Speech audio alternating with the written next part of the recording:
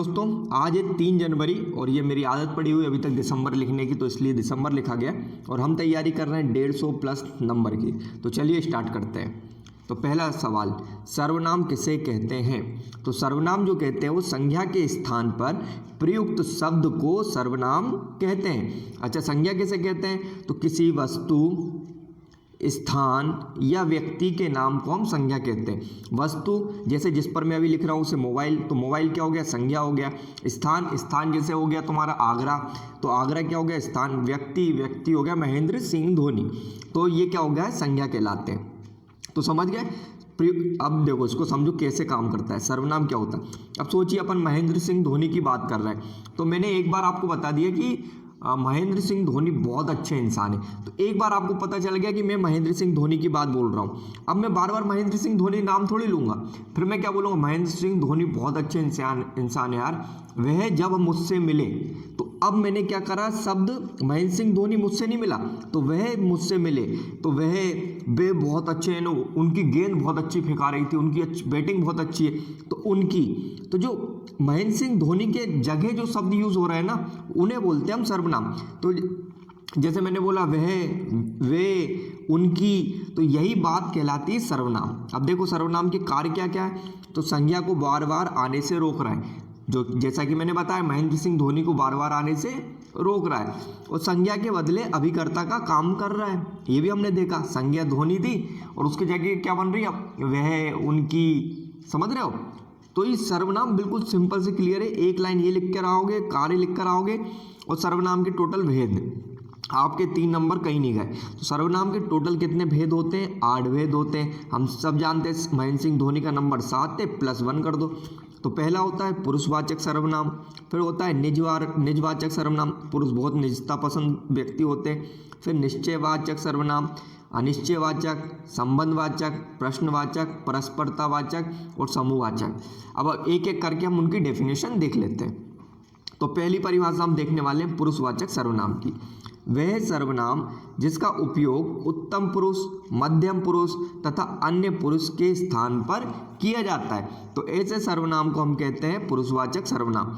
जैसे अब मैं खुद का नाम लेके बोलूं कि रविश राय आपको पढ़ा रहा है, फिर उसकी जगह क्या बोलूँगा? मैं, हम, तुम, आप और वे, ये क्या कहलाएंगे? पुरुषवाचक सर्वनाम आपके।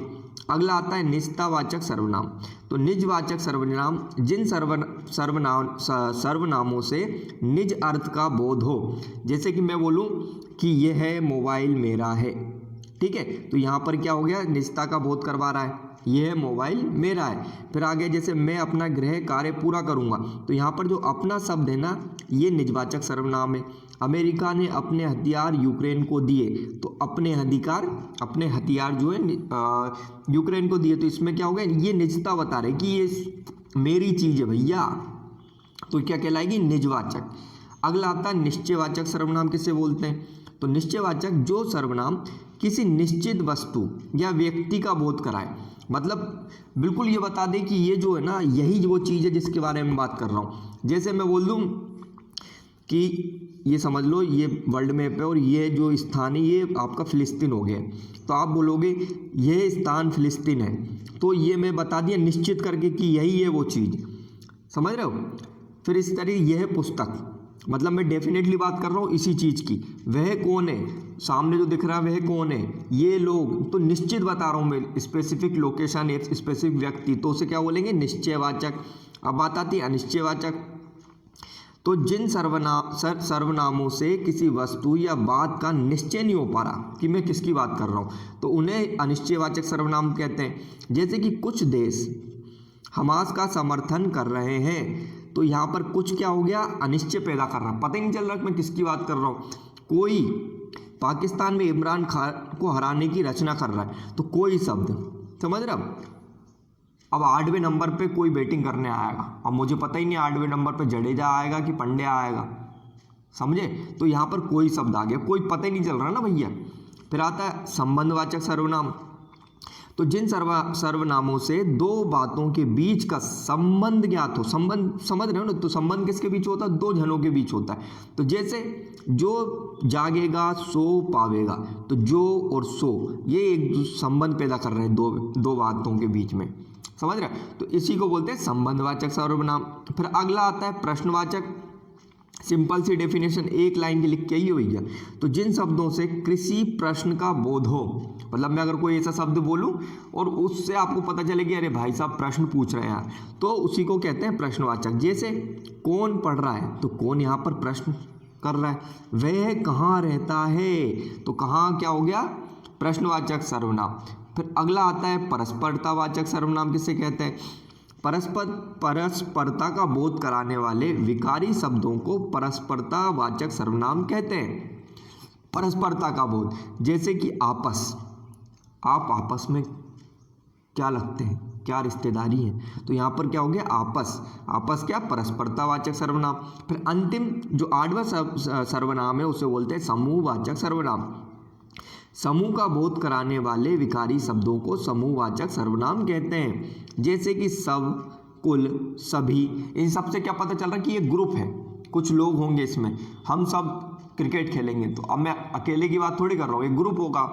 जैसे कुल, कुल कितने लोग हैं भैया, कुल में मतलब एक जना तो नहीं होगा ना, बहुत सारे लोग होंगे। सभी, हम सभी क्रिकेट खेलने जा रहे हैं, तो यहाँ पर सभी शब्द हो गए, तो ये क्या लाएगा, समूहवाचक। तो आज हमने देखा सर्वनाम। तो सर्वनाम की परिभाषा क्या होगी भैया, जो संज्ञा को बार बार आने से रोक दे उसे कहते हैं सर्वनाम। मतलब संज्ञा के स्थान पर प्रयुक्त शब्द को सर्वनाम कहते हैं। इसके टोटल भेद कितने बताए मैंने, 8 भेद बताए।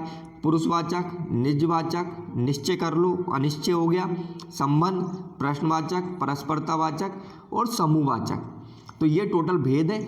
आपसे अगर वो जहाँ तक संभावना है कि सर्वनाम की परिभाषा पूछेगा, तो सर्वनाम की परिभाषा लिखोगे, उसके 8 भेद के नाम बता दो, स्पेस ऐसे यहाँ पे ऐसे गोला बनाना और ये ऐसे करके निजवाचक, समूहवाचक, और पूरा नहीं लिखने के बाद निजवाचक सर्वनाम, ये पूरा नहीं लिखोगे आप, सिर्फ निजवाचक, समूहवाचक।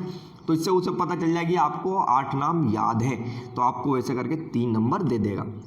तो दोस्तों आज के लिए बस इतना ही, धन्यवाद।